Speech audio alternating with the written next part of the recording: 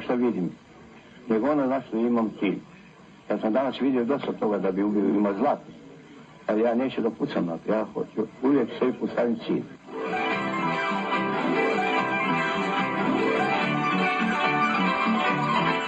Zadovoljan sam tome što je Štimuk dobro, što su lovci zadovoljni. Zato sam ja zadovoljan. Inače, što se meni tiče, ja nisam danas ništa pucao. Ni pucao, ni ubio. Vi inače često prekinuo? Ne, ja sam to prekinuo prvi puta u mojoj praksi da ne pucam. Jer malo me savjest peče, suviše sam toga pobio već u životu. Malo me savjest peče, suviše sam toga pobio već u životu.